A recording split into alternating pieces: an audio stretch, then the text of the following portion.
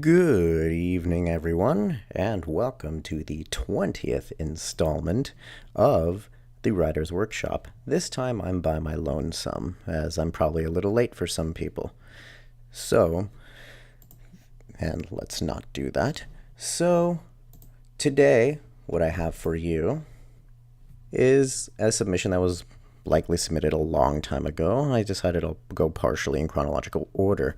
We have Mockingbird by HopeForTheFew. And with this, we have a comedy, drama, human, slice of life, original character, other, and Cutie Mark Crusaders, of course. And the description reads, the Cutie Mark Crusaders, the Cutie Mark Crusaders, embark on another journey into the Everfree. This time, they actually find something, or rather, someone. A little bit of vague book going on here, and usually with descriptions, that's both a good and a bad thing. I personally take it as a good thing. Keeps me interested. Well, assuming the vagueness is interesting, and so far I'm interested. Who did they find? Was it Ronald McDonald with a machete? Was it Hillary Clinton? Was it the Hurricane Irma? Who knows? Let's find out. Now, before we proceed, I would like to let you guys know that, as per always, these are just pseudo-critiques, pseudo-reviews, if you will. They will be laden with my own partial biases and whatnot. I'll do my best to get those out of the way, but I just want to assure people that these are not It does not stop with me, is what I'm trying to say. One man's shitty writing is another person's amazing writing, and vice versa. There are plenty of people who think I'm shit. There are plenty of people who probably think you're shit. So, your mileage may vary. Take what I say with maybe 2 grains of salt instead of just 1. So, with that, here we go. So, Mockingbird. Oh, and we have an actual title line. Sweet. Mockingbird by HopeForTheFew. Let's see what happens. So, is it even playing on this? No, it's not playing on this. God damn it. Okay, so it's just going to be looking through mine. Righto. So, do you think we'll get in trouble? Sweetie Belle asked, slight worry and fear in her voice.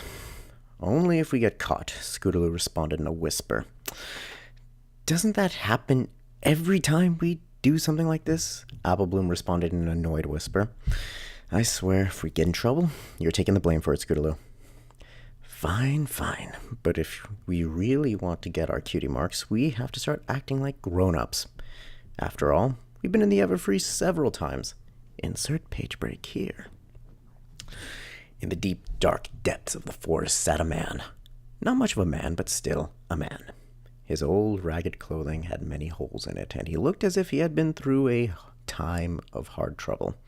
At least he didn't smell like he had been through one. That was something he and the others could count on. The gloomy forest groaned and grumbled as the man sat next to his campfire on the old, forgotten road. Oh, don't put that on me now, the man said, slightly annoyed. The forest groaned loudly at his response, and the man rolled his eyes, breaking under the pressure of, oh, fine, but just one song, he said as he picked up his guitar and began to play. Now, I'm going to follow this link just to see what kind of context it's putting here. So, and it's Mockingbird. Oh, I probably should have anticipated that. I don't know what I expected there. The forest let off some of its gloomy light, letting small amounts of sunlight shine through the smaller trees. Tunes echoed through the forest and had an unusual ring to it, almost if it had a form of power in it. The man smiled as he played and began to sing along, putting his heart into the song as he began to play harder and harder, making it easier and easier for certain fillies to hear him. Page break. The 3 fillies traveled through the Everfree forest, sticking close to each other out of fear. Arguments broke out, and anger was rising within the 3 as they knew they should not have entered the forest, but fear kept them moving forward. Yet, maybe, just maybe, luck was with them this time. They kept on moving through the woods as it groaned and creaked around them. Then, out of the blue, came a voice, rolling in the air. It touched their ears and they froze, listening closely and intently, trying to pick something up. Their little ears twitched left and right as they tried to listen. Did you hear that? Sweetie Belle asked in a whisper. trying not to break the silence around them. Shh, the other two whispered in unison, trying to hear. Then, after a fraction of a minute of intent listening, they relaxed and kept moving forward. For a reason unknown to them, the forest grew quiet, almost if it was watching them judgmentally. Scootaloo shook her head and puffed out her chest, moving forward without the other two. Sweetie Belle and Apple Bloom yelped in fear as they ran up to their friend as quickly as they could, staying close to one another. Come on, let's find out what that noise was, Scootaloo exclaimed boldly, almost switching into a trot as she kept moving forward. And as they kept their pace, they started getting closer to what they heard earlier.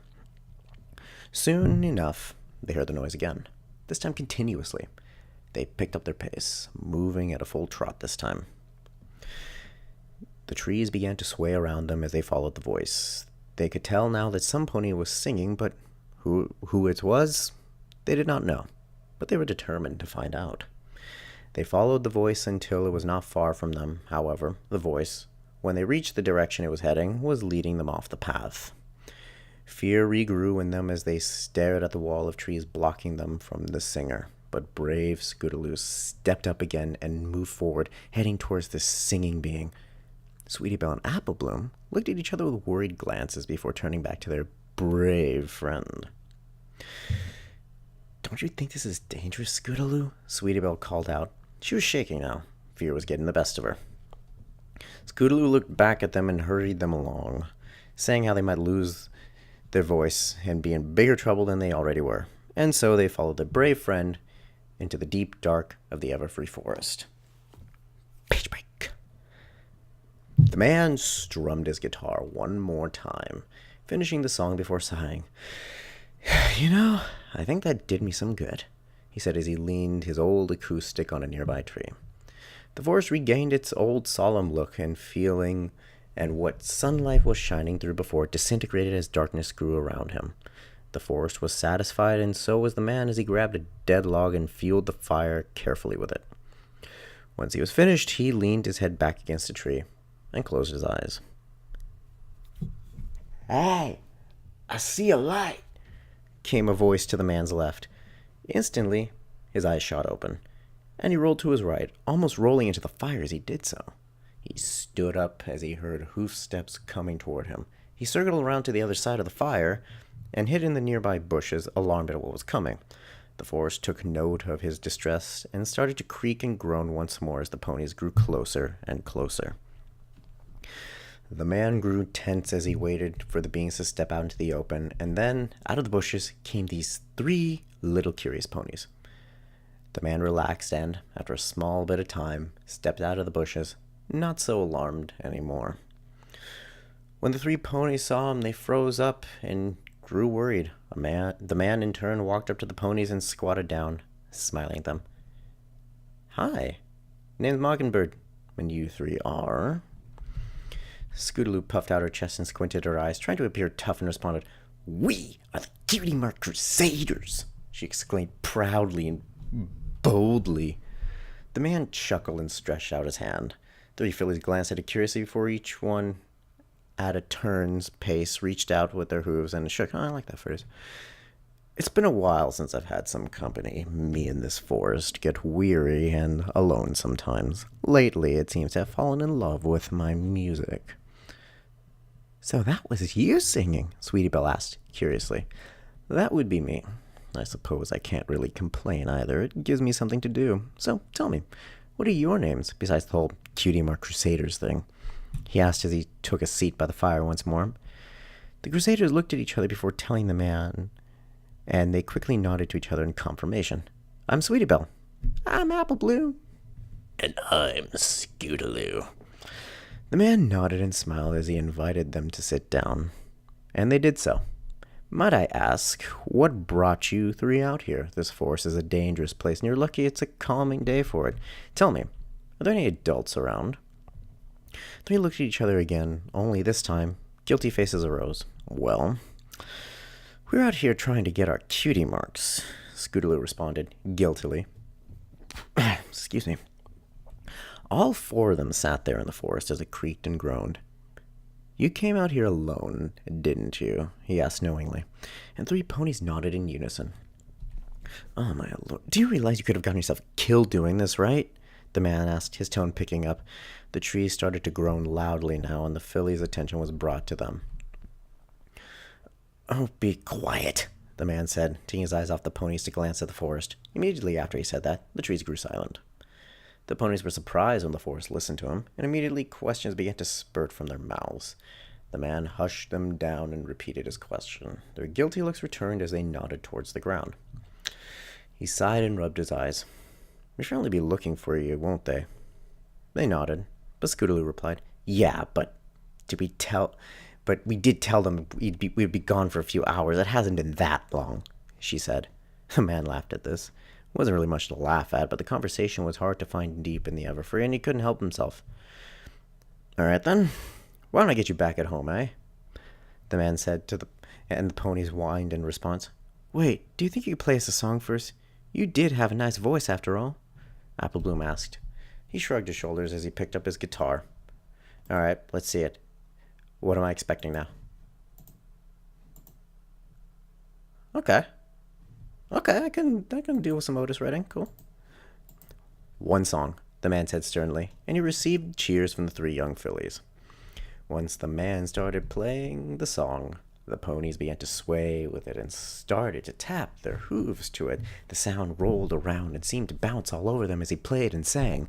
Every beat and plucked string was in tune and timed just right to make it sound as beautiful as it could coming off of a guitar.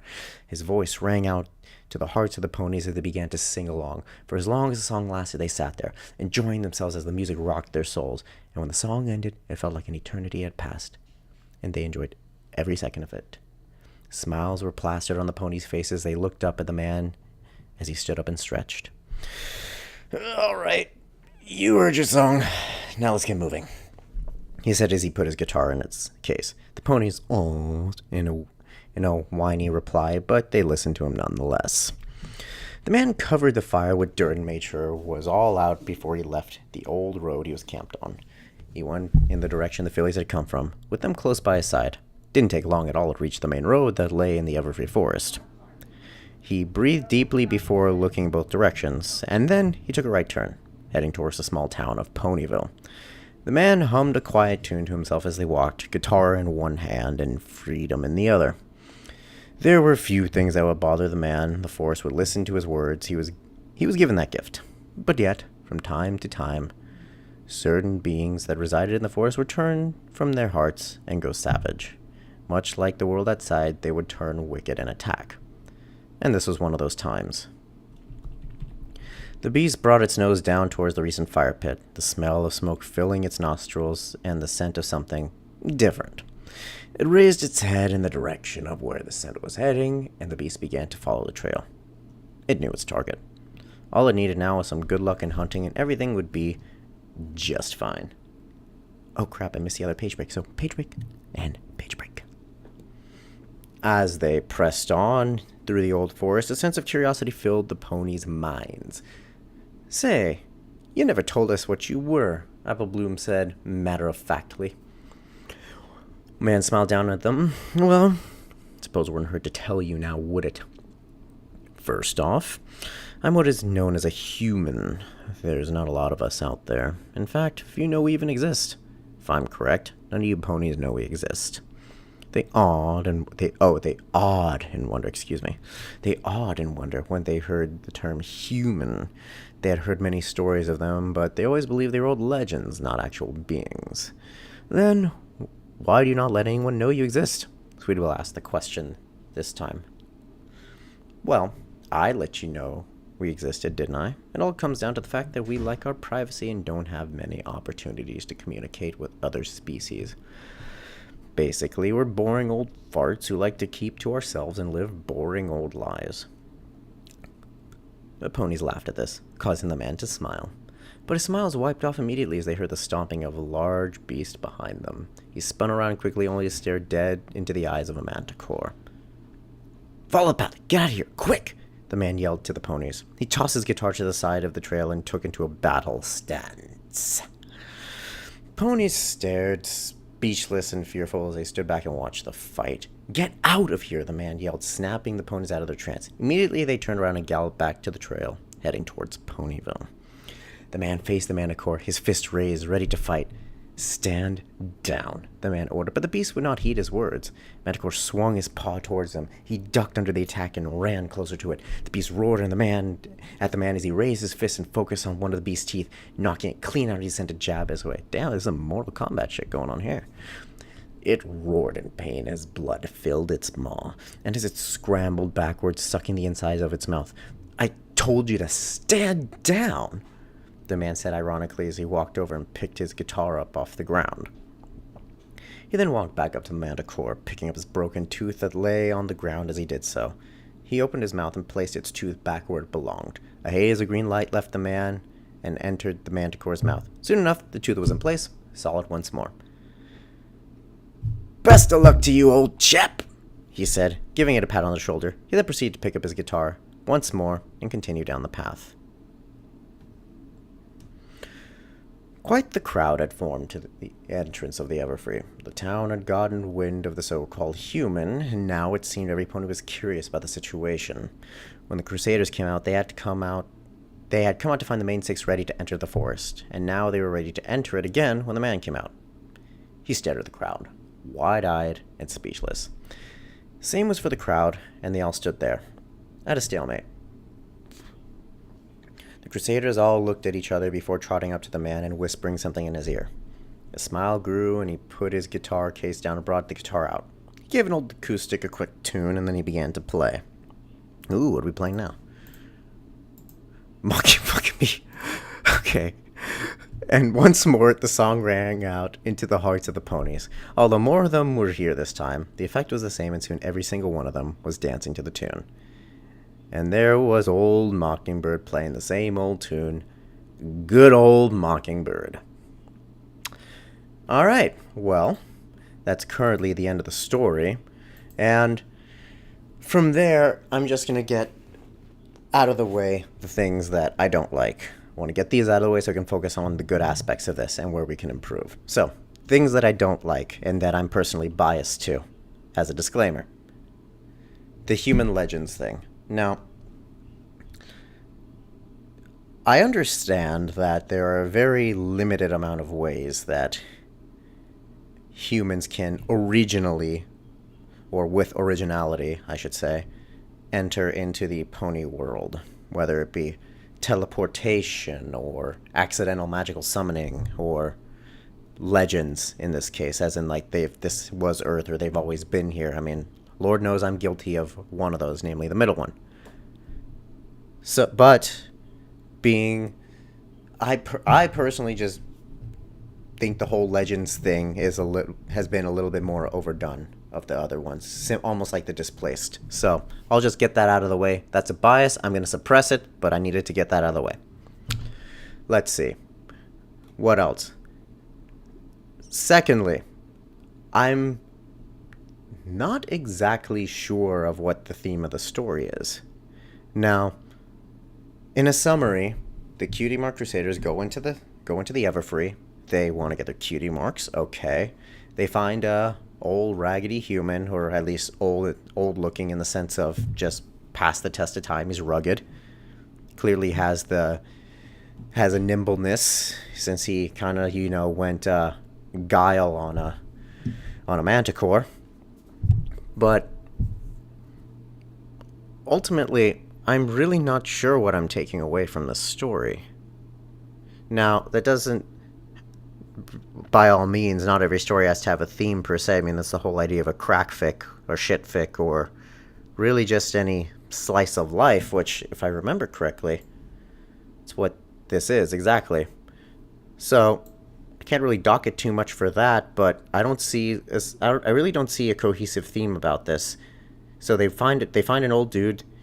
He sings the songs to the Cutie Mark Crusaders in the forest, and then he walks them out, and then he fights a Manticore in the process, then plays for the town. I finished this, and I don't really feel I took anything from the story. I read 2.6 thousand words, and that was that. So, TLDR, no cohesive theme. Was there anything else? Man, you could say the whole Manticore fighting bit is a little bit overdone, but whatever. That's, I mean, again, very limited options in the Everfree Forest. The other one would have been Timberwolves or some other shit. That's fine. But the interaction seemed a little forced. Now, granted, the author may have wanted this to be a little bit of a shorter story. I understand that. I mean, there are limits to what can be submitted to the writer's workshop, and there are limits to what people are willing to write or commit to a story if they're trying to get something across. You don't need a billion words. You don't need 10,000 words to convey something cohesive, coherent, coate. But, again, that kind of ties back to my original idea before of I'm not sure of the cohesive theme here. There was plenty of material here. You could have one could have expanded on the human interaction, the Cutie Mark Crusader interaction. The interactions amongst the Crusaders themselves seemed actually fairly spot on and could have been refined a little bit. But what I feel just felt forced, or mainly for plot purposes and length purposes, was just the interaction between the human and the ponies. Well, at first at least. The man seemed to believe that, of course, these new beings were of no threat to him suddenly. Well, he thought they were once he ducked in and heard voices, but then he suddenly seemed way too chummy with them. Granted, he probably inferred that they were little ones, but that's kind of besides the point. It lacks a certain bit of realism. But then again, on the flip side of what I kind of do like is that there's a kind of vagueness in that interaction. So I guess these kind of balance themselves out.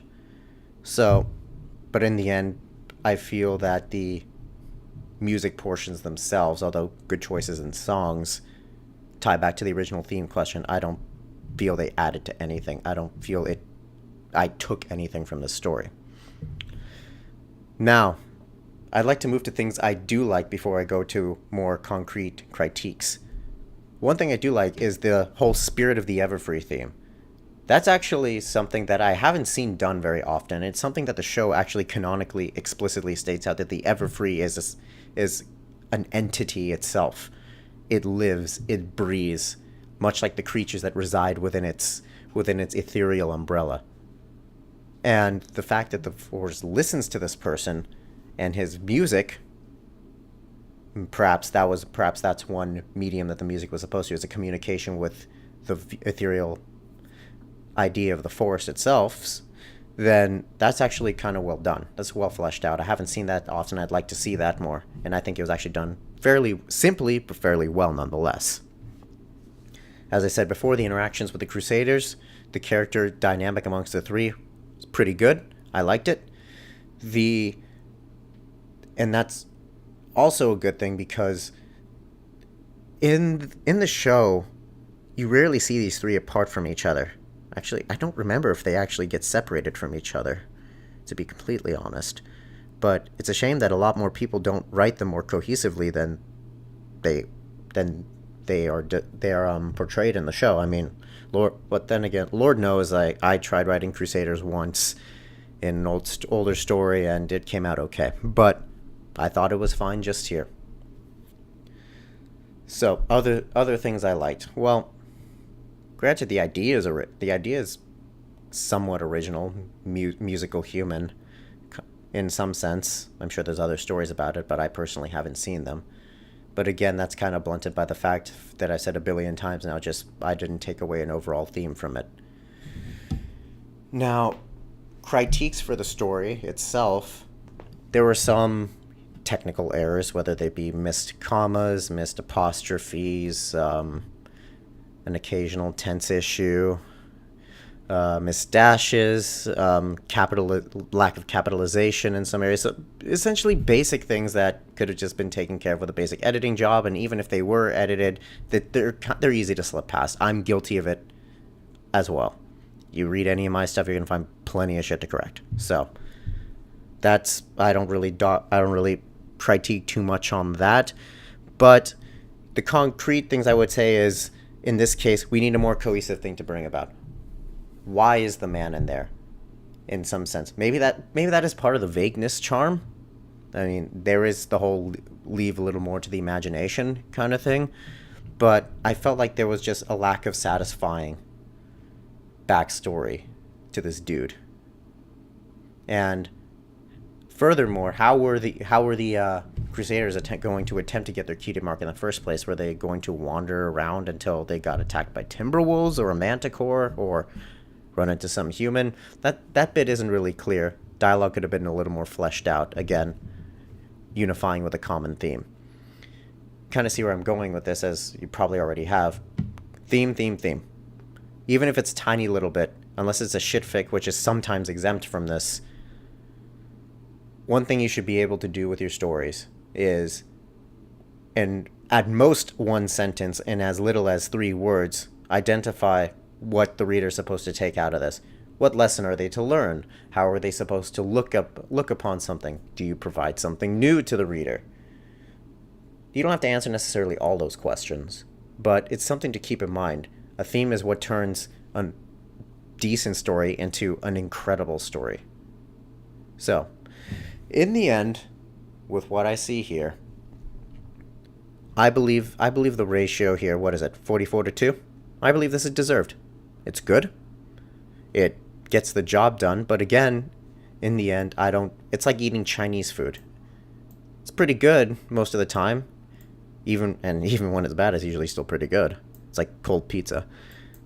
But I'm still hungry after I've had my fill. Didn't take away necessarily from the experience per se, but I just don't feel any different about it. I don't feel any different. Like, I could have just probably watched TV for an hour or watched a wall. So it worked. It got the job done. I give it a 7 out of 10, honestly, because it did have some originality in it. It definitely had some effort. But if this was all unified with a cohesive theme, then this would have actually done much better in my eyes. So, again, I'm one person. This is just one scenario. This is just one opinion. Take it as you will. So, that being said, this has been episode 20 of the Writer's Workshop. I am Flammenwerfer, and I will see you all next time. Have a good night, ladies and gentlemen.